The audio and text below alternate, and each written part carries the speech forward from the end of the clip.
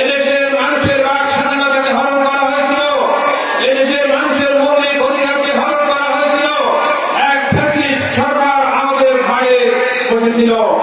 সম্মানিত উপস্থিতি, এই দীর্ঘ সময়ে দেশের মানুষ তাদের মৌলিক অধিকার, খাদ্য, বস্ত্র, শিক্ষা, চিকিৎসা, নিরাপত্তার গ্যারান্টি পায় নাই। এই দেশের মানুষ তাদের মৌলিক অধিকার, ভোটাধিকার প্রয়োগ করতে পারে নাই। আমরা দেখেছি 2014 সালে নির্বাচন করে ক্ষমতায় গেলেন। সেই নির্বাচনের মাঠে কি কোনো মানুষ গিয়েছিল? কোনো মানুষ গিয়েছিল? ভাইরা আমার, আমরা দেখেছি শিয়ালপুকুর, ছাগলখাড়া ভোট কেন্দ্রে, ঠিক কিনা? আল্লাহ তাআলার যে পরিকল্পনা, সেই পরিকল্পনার বাইরে যাওয়ার কোনো মানুষের শক্তি নাই। সম্মানিত উপস্থিতি, এই সকল কিছু হয়েছে আমাদের মানুষের পরিকল্পনা অনুযায়ী। সম্মানিত উপস্থিতি, আমি যেটা লক্ষ্য করছি, টেকনাফ থেকে তেঁতুলিয়া, রূপসা থেকে পাথুরিয়া, সারা বাংলার জমিনে আজকে ইসলামের গণতন্ত্র সৃষ্টি হয়েছে।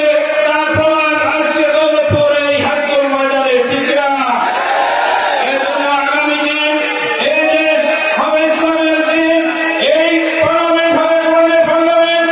এদেশে আল্লাহর আইন এবং সৎ লোকের শাসন কায়েমের মাধ্যমে এই দেশে ইনসাফপূর্ণ একটি সমাজ প্রতিষ্ঠিত হবে ইনশাআল্লাহ। সেই জন্য আমাদের পথ অনেক দূরে, আমরা স্বাধীনতা এখনো পাই নাই। সংগ্রামী সরকার করেছেন, টেন্ডার দাবি করেছেন, একটি গ্রুপ চলে গেল দেশ থেকে পালিয়ে, হঠাৎ করে রাতারাতি আরেকটি গ্রুপ ঠিক একই কাজ শুরু করেছে, ঠিক না? ঠিক। আপনারা বুকে হাত দিয়ে বলুন, এই কাজ করার কারণে তারা কি জনগণের ভালোবাসা অর্জন করতে পেরেছে? জনগণ কি তাদেরকে ভালোবাসে? অন্যায় মানুষকে সহযোগিতা করতে চায়। আমাদের কোনো কর্মী মানুষের অত্যাচার করবে না, জুলুম করবে না, আইন হাতে তুলে নেবে না, বরং আমরা মানুষের কল্যাণ করবো, মানুষের ভালোবাসা অর্জন করবো। সেই ভালোবাসা অর্জনের কাজ আপনারা করেছেন বলেই আজকে দৌলতপুরের এই ময়দান কানায় কানায় পূর্ণ হয়েছে, ঠিক না?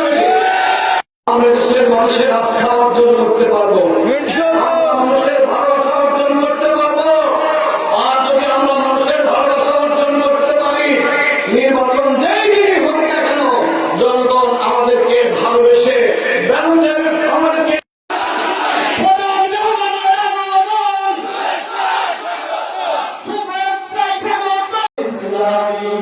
বাংলাদেশ জামাতে ইসলামী শান্তির জন্য যখন আন্দোলন হয়, শান্তির জন্য যখন মানুষের তৈরি মতবাদ ব্যর্থতায় পর্যবেসিত হয়, তখন একটি মাত্র আদর্শ পৃথিবীর বুক চিরে মাথা উঁচু করে বলে যে আমরা এতে পারি শান্তির গ্যারান্টি, আমরা এতে পারি মুক্তির গ্যারান্টি, সেটা হচ্ছে ইসলাম। মিরপুর জেলার সাবেক সফল উপজেলা চেয়ারম্যান আরো উপস্থিত আছেন কুষ্টিয়া জেলা জামাতের আজকে সমাবেশ প্রমাণ করেছে দৌলতপুরে ইসলামী জনতার উত্থান শুরু হয়েছে। জনগণের মুক্তির জন্য, পাগল প্রায় মানুষের শান্তির এই পরিবেশটাকে মুক্ত করে দিয়ে